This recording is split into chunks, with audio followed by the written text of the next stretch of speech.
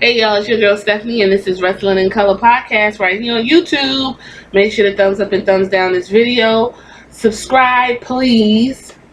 Comment so we can have some stuff to talk about to each other, good, bad, or otherwise. Follow me on Instagram and Twitter, exclusively for Wrestling in Color. Those links are on the banner on this YouTube page. I thank each and every one of you who are here listening, whether you listen for 20 seconds and say what, or when you listen for the whole 10 minutes and say okay. I appreciate you either way. Let's dive into this. Last night, which was Sunday, was Clash of the Champions pay-per-view, and I'm gonna be completely honest, I came in a little bit late because I was watching Sasha Banks Chronicle. And I would suggest you watch Sasha Banks Chronicle because it was good. She was very emotional. She was very honest. She was very raw. And she answers all the questions that need to be answered. Why she left, what was going on. And also take into account the dirt sheets. You might want to take with a grain of salt. Like when I do word on the sheets, I always say take it with a grain of salt, right? Okay, so I was watching her Chronicle, and I didn't get to the pay-per-view until like 7:30. So when I turned it there, who was wrestling? Oh my god. When I turned it there, it was the Raw Tag Team Championship. So, and I just came in when Braun Strowman threw Robert Roode into Seth, and that somehow messed up Seth, and he got a DDT, and they lost the Tag Team Championship. So I was for some of the night like, well, when's the U.S. Championship start? When's the U.S. Championship starting? Apparently, it was on the pre-show, and it was like 4 minutes. So I have nothing to say on that, but on my picks, I chose AJ Styles, and I was right. So there's that. So I can't really tell you if it was good or bad. I'm sure it was a barn burner. Even if it was 2 minutes, it's AJ Styles and Cedric Alexander. Like, hello. So anyway, I didn't see the cruiserweights either. Drew Gulak won. I said that was a pick. On my other picks, the pictures, I'm going to go by the pictures. Roman Reigns and Rowan was, I mean, it was like Monday Night Raw's match. And the shocker is, I thought Roman Reigns was going to win. I chose him for the win. He, in fact, lost clean. But someone kicked him in the head. And it's funny because it was a part where he got kicked in the head coming down the ramp. And I said, Rowan rips his pants. But no, when he turned around, it was Luke Harper. And the audience was like, you know, oh. It was a weird reaction. It wasn't like, wow. It was like, oh, Luke Harper. So, Luke Harper is back, y'all. And he's joined his friend Rowan to rejoin the Bludgeon Brothers. And I'm hoping they do not come out with the Bludgeon Brothers theme. What they got going on, it looks like they have matching clothes and everything. They could keep Rowan's theme to walk out to and just be, you know, roadblocks, just big ass meat lockers hurting people. Now someone said Bobby Roode and what's his name? I forgot. I just got my hair done, so my head's tight. Bobby Roode and Dolph Ziggler.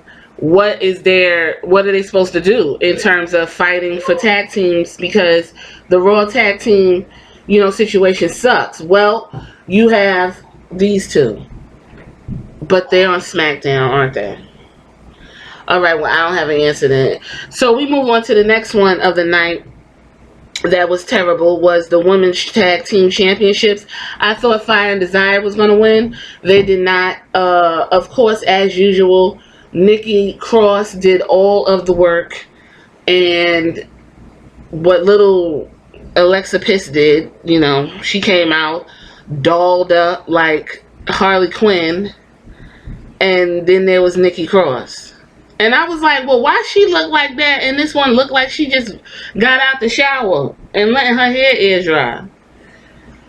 Girl, the whole point of this match was because Monday night, fucking Fire, Desire, Mandy, she cut a promo essentially saying that she was upset that Nikki Cross is ugly and she's beautiful. And because of that, Nikki Cross don't need to be existing in life.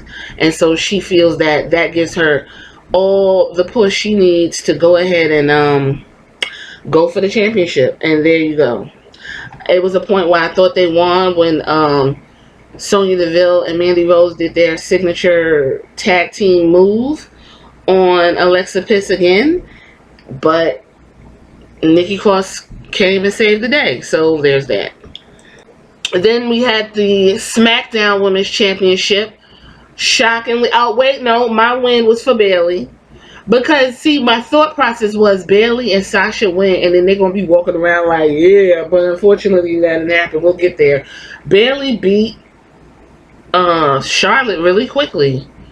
And Bayley, being I'm a role model, I'm a good girl, she took off the cushion on the end of the ring and threw Charlotte into it, and she hit her face, and she got the pin. And Bayley ran out of there so fucking fast, like she was, I think Bayley's gonna be the heel that is gonna have to own up to what's happening to her. She's fighting it, and eventually it's gonna come out. I'm assuming. I don't know. But when she came out, it was a heavy boobs, and she's steady smiling and looking crazy. So we go on to the Raw Women's Championship, which was, some people say, the match of the night. It was a cool match. I mean, I wasn't like, oh, I wanted Sasha to win. When I saw that chair come out, I just, it sucked all the air out of the room, and I just knew it was just going to be a bunch of bullshit, and it was. And Kevin Owens made a funny tweet like, is she going to be fined? Well, apparently, as of today, I saw on Twitter, she was fined $10,000. Meanwhile, Kevin Owens was fined $100,000. And then she only hit the referee in the arm with the chair, and he blasted out the damn ring like she hit him over the head with something. And he was laid out for damn near 5 minutes. It was stupid. I don't know. I just think I guess they're gonna push this to hell into a cell.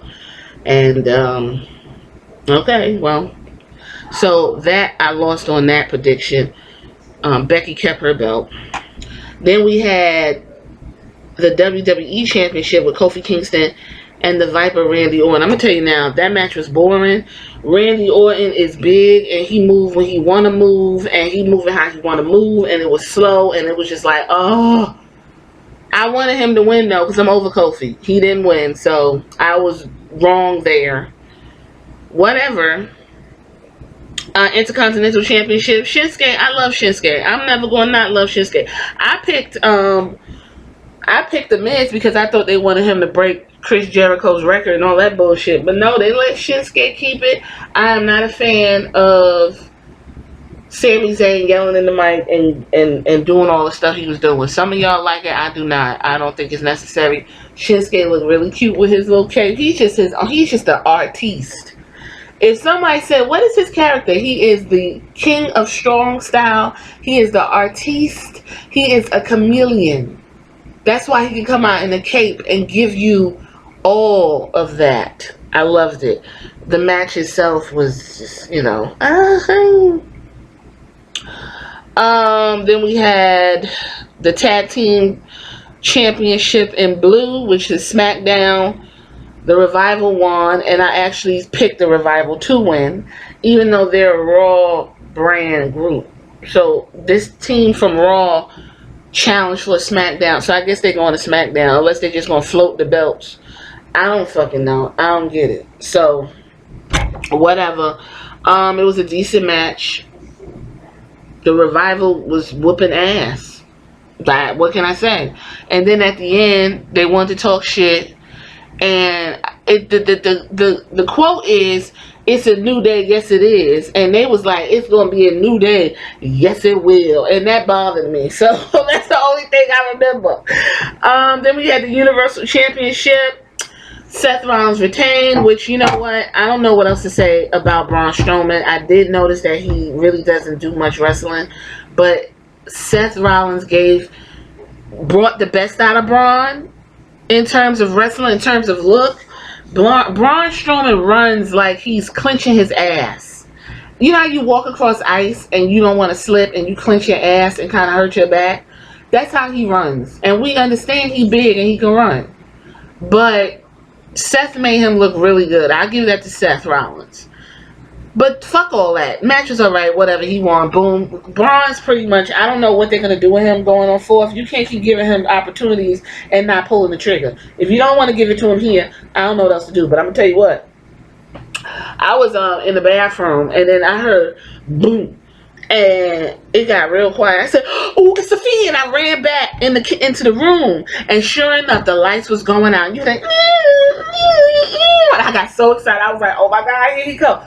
The best part of the night, the best part of the entire fucking pay-per-view, the whole top 10 in this one 60-second segment, the Fiend showed up. He had Seth Rollins and the sister Abigail, and the lights is flickering. I'm sitting here like, oh my God. He dropped the sister Abigail on him. Then the lights went out. He came back on and immediately had holding Seth Rollins by the head, and he was standing there, having his heel hurt situation with his hands and, trying to figure out what he wanted to do. And I'm looking at this, and I posted the picture on my Instagram. Let me tell you something. That is that is going to be the iconic picture for years to come. And my quote is, once again, the showstopper, the Fiend, our next Universal Champion. Because he can't lose. He can't lose. You done booked yourself into a corner. In this picture, I'm going to describe it to y'all. He's standing up, looking at the camera, holding Seth Rollins by the head. Now, I'm looking at his shirt. He has praying hands on his shirt, the Fiend. And Seth Rollins looks like Jesus. I kid you not. Look at the picture. I said he looks like he's holding Jesus. Like he just beat the shit out of him. And he's finna take him to fucking Hades. Everybody was calling him CrossFit Jesus anyway, so it fits. Next thing you know, Seth Rollins had me rolling because he put the mandible claw on him, and you was